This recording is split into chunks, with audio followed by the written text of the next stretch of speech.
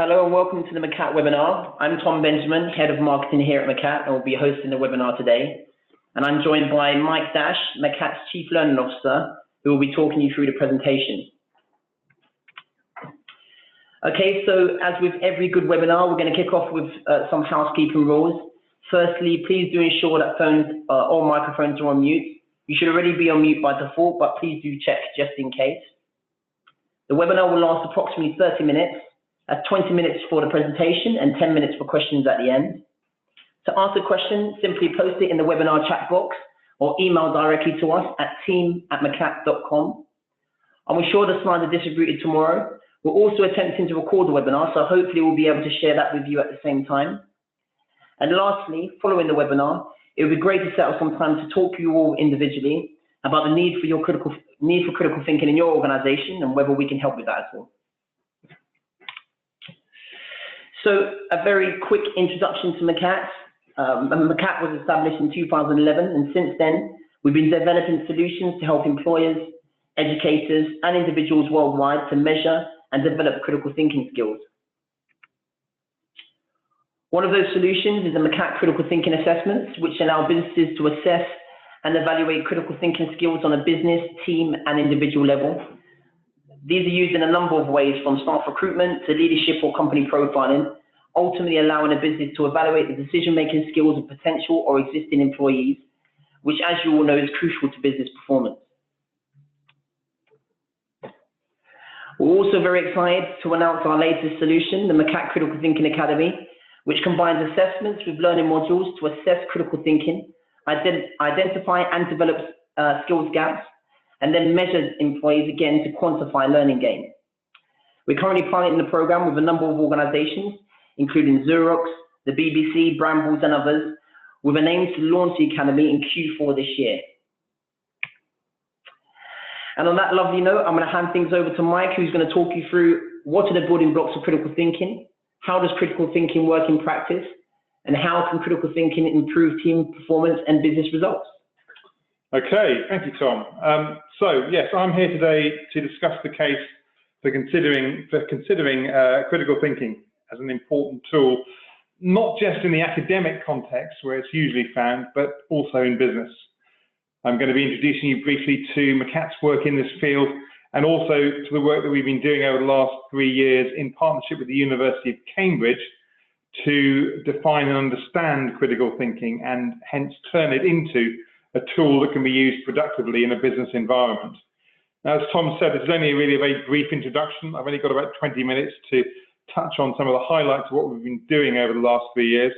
And although I will try to answer as many questions as I can afterwards, the plan is that if you are intrigued by this case study, it will be useful for you. We can follow up this webinar with a short series that does some deeper dives into the skills I'm about to outline for you, which looks at some case studies and looks in much more detail at exactly how critical thinking can become a tool that produces solutions for you. But today I'm just going to cover the basics, which, as Tom mentioned, are what are the building blocks of critical thinking.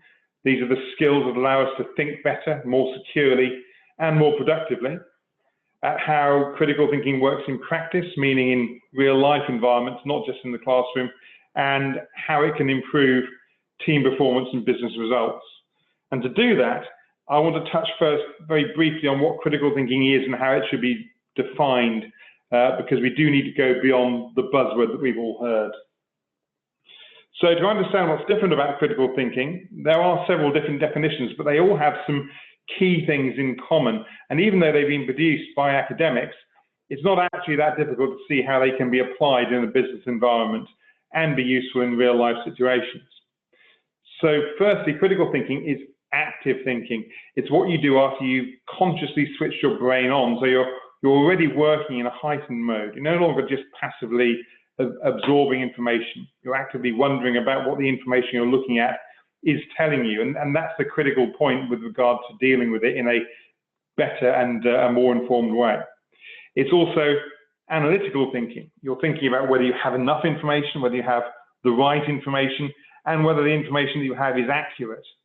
And finally, it's reflective thinking, which means that you're constantly cross-checking what you're thinking about and what you're reading against other things that you know, about the resources that are available to you, about your timetables, about your budgets, and you're also constantly evaluating and categorizing and interpreting all of the information that you've gathered in front of you. So you can see, I think, why we call it critical thinking. But it's important to stress that it's not just a negative thing. It's not about finding fault and tearing down, and it's not, as many people assume, just about nitpicking. It's a way of being as sure as you can that the thinking you're doing is sound and correct and secure. And because you are thinking more deeply and more clearly, it's also about allowing you to be flexible and responsive and, perhaps most importantly, adaptable. Now, Macat does also work in schools, and I was talking to a teacher at one of these schools recently, and I asked her what exactly it was that she and her colleagues do beyond the obvious teaching of history and maths and physics. And this is what she told me. She responded by saying this, and I think this explains better than almost anything why the sort of critical thinking we're talking about is important once you have in fact left education and are working in a world where you're going to get things thrown at you that you're not going to be ready for, and you're not going to immediately know how to think about them. And if anyone is having problems seeing the slides, I'll just briefly read out this quote, because as I say, it made me think a lot about what it is that we're doing here. She told me, our job as educators is to prepare students for jobs that do not yet exist, using technologies that have not yet been invented to solve problems that we don't even know are problems yet. And this, I think, is why we need something as powerful as critical thinking. It goes beyond the sort of shallower ways in which we treat evidence to deal with the types of things that we have to be adaptable about and which we can't plan for in advance. So I'm not here to tell you that critical thinking is thinking outside the box of any of these sort of modish management theories. I want to stress that key point. It's about being flexible. It's a way of preparing yourself to deal with what's important, but also unexpected. And I think that we can all recognize that these are moments when you really need to be certain that you're going to be thinking well. Okay, so I mentioned earlier that we at Macat have been working with Cambridge to understand critical thinking. And in fact, we've recently completed a 3-year research project with them that aimed at digging down to understand what the levers of critical thinking are. And these are the skills that combine to create better thinking. And we found that thinking is more than just a talent. Critical thinking is more than just a skill or an ability. It's actually best looked at as a toolkit. And I mean by that a sort of portable toolkit of skills that can be learned and developed, but that you can take on with you through life, through your career, to different jobs and use in a wide variety of different situations. And so what I'm meaning here is that critical thinking consists of effectively a set of tools that allow for practical, business-oriented focus of intelligence and potential. So for a better understanding of tasks and better data evaluation, and also an improved ability to investigate and grasp, and of course to resolve key issues and problems.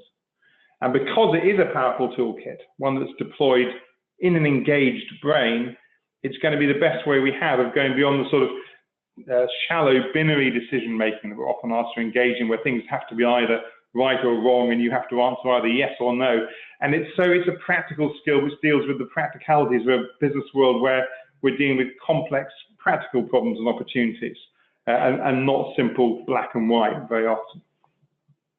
Okay, so what are these building blocks I'm talking about, the building blocks of critical thinking? Well, this is what we call the PACEIR framework. Cambridge identified 6 core skills that come together to make up what we can think of as critical thinking. As Tom said earlier, you're all going to be able to get a copy of the presentation, so you won't have to read through it, all the small print here in detail right now, but I think it's important to look at it and think about what it means. I'll just run through the sort of top line here, the top level of the skills for you, and the ways we've developed for looking at and using all of these skills, both singly and in combination. We do have much more detailed and more focused ways of doing this, which we'll touch on in later webinars as well. But I just wanted to give you a taster now of the secret sauce, as it is, that gives us the opportunity to reach into the toolbox, select the right skill or combination of skills, and actually then deal with the problem in hand. And the first of them, the P of PACEIR, is problem solving. We need to look at this, I think, as a better way of producing stronger solutions. And we do this in the critical thinking environment specifically by asking productive questions, meaning the right questions, putting the problem in a context that means you're not going to be wasting your time on distractions, weak evidence, the wrong strategy, and hence you're much more likely to make the sort of sound decisions that you need to make. Second skill is analysis, and in this context, again, it means something very specific. It's the skill of understanding and constructing arguments, and especially understanding where there are gaps in those arguments, where we need more information, or we're lacking some evidence, or we're seeing flaws. So what analysis as a critical thinking skill is especially good at is looking at assumptions, the underlying assumptions that are usually going to be where you're going to find the weak links in a chain of argument, or you're going to find the clues you need to understand the flaws in the evidence that you have. The C of PACEIR is creative thinking, and this is really an important one because it's what I mean about critical thinking not just being a negative skill. It's important to recognize, again, that there's a specific critical thinking sense of the phrase. We're not talking here about just blue sky thinking. It's not creative thinking that's untethered to reality or which is impractical or just can't be afforded. This is a creative thinking which is about looking for new connections and fresh solutions. And in critical thinking, it's a skill that's very specifically rooted in what is achievable and practical in your specific circumstances and with your specific set of resources. So it's a set of techniques that help us to find new explanations for known evidence or to connect things together in a new way and to redefine problems and opportunities in ways that help us to suggest fresh solutions or unexpected innovations. I is for interpretation, and this is a skill about understanding meaning. And although it might sound a little bit abstract at the top level, actually in the work we've been doing with businesses so far, it's actually turned out to be one of the most important of the 6 skills because it's about going beyond a basic understanding of orders or targets or strategy or what evidence tells us. It's about clarifying meaning, and specifically then the meaning of what you're being asked to do, of your targets, your strategy. And essentially what it means is that if you're using this properly, everybody on your team is going to be working together towards the same goals. And we've come across some really quite amazingly spectacular examples of problems caused by orders coming down that are simply being misinterpreted, misunderstood, and teams going off on tangents that are really quite costly in terms of wasted time and money. Evaluation is really what most people think of, I suppose, as critical thinking. It's at the heart of the whole subject, and it's the skill of assessing the strengths and the weaknesses of the material you're looking at, and particularly evidence. It's also about judging relevance and adequacy and acceptability of evidence. So what I mean by that is whether the material you have in front of you is really giving you the answers you think it's giving you, whether it gives you a sound basis because it's comprehensive as well, and hence it's a way of really digging deep into proposals and plans and understanding whether they are in fact adequate and properly thought out and properly implementable.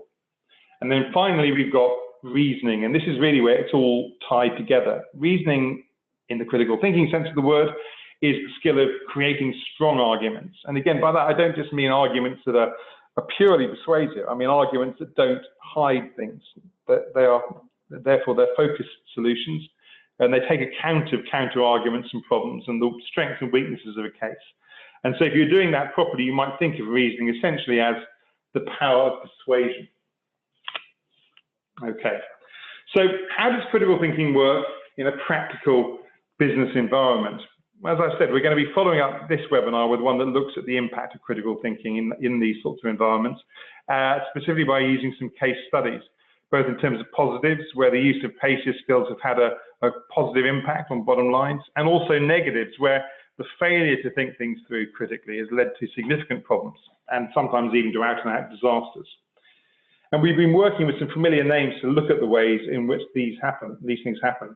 I can't go into significant detail right now, but I can tell you that we're currently working on pilots with the BBC, with Xerox, and also with some higher education providers such as Derby College. And these are giving us some amazing new insights into the way in which PACEIR can be used in the business environment. And what I can also tell you is that we've taken the Cambridge study as the basis of the development of some specific tools that we're now making available.